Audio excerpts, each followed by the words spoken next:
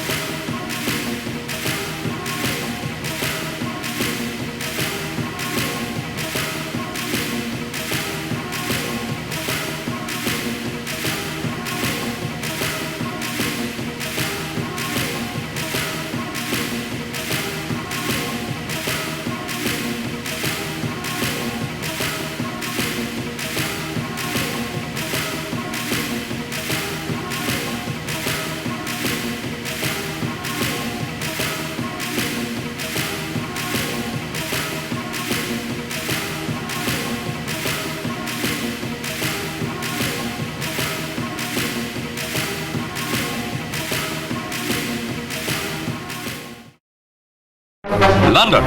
The newspaper placards spelled out the story of coughs and sneezes which have emptied factories and offices and filled hospitals throughout the country.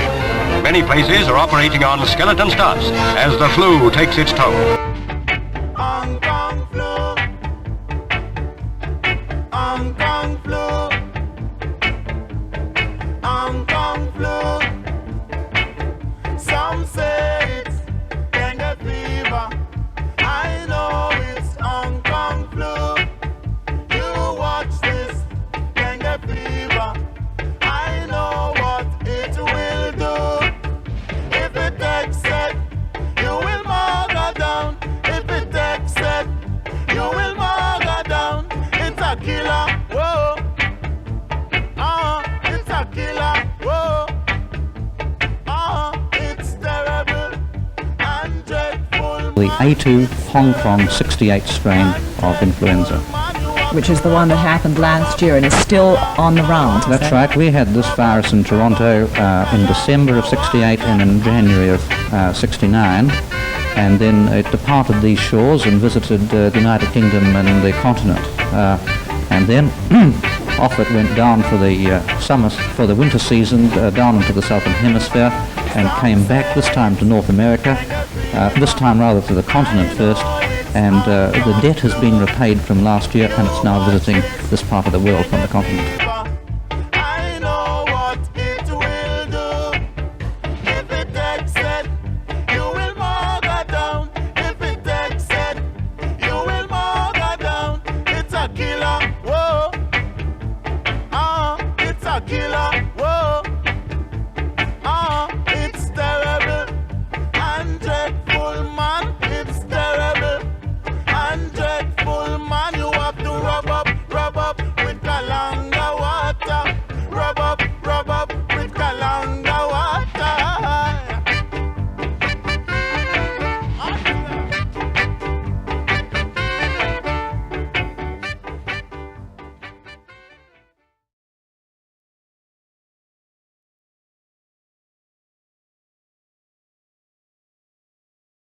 Now, adjusted for population, we're talking again about 130,000 Americans. 1968, 1969, dying from the so-called Hong Kong flu. That was the same year, by the way, 1969, that the famous rock concert Woodstock was held. Well, there ain't no time to wonder why we all gonna die.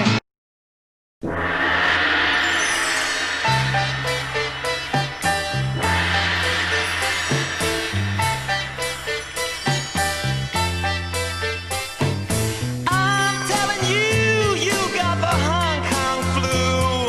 Everybody's got it, even Fu Manchu. You better stay in bed no matter what you do, 'cause that's the smartest thing that will help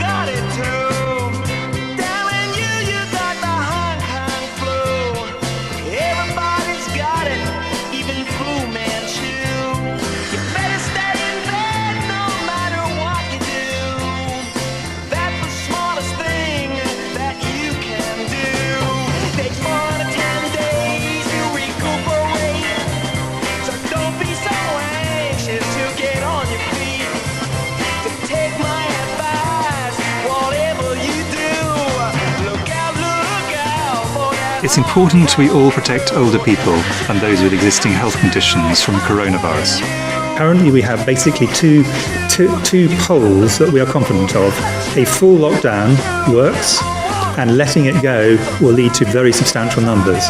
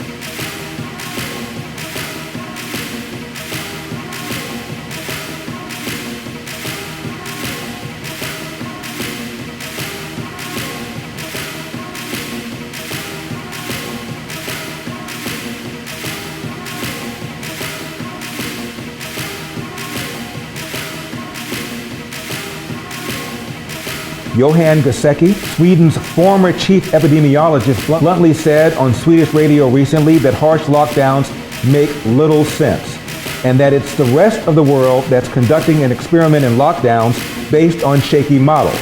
In Sweden, people are encouraged to stay home, but stores, restaurants, and offices remain open. Better to have social distancing people can live with for months than severe lockdowns that get reimposed if cases rise once they're lifted. End of quote. In short, we've had a rather soft attitude in this country to the control of the pandemic, doing more by asking people to behave than by writing ordinances and laws and policing.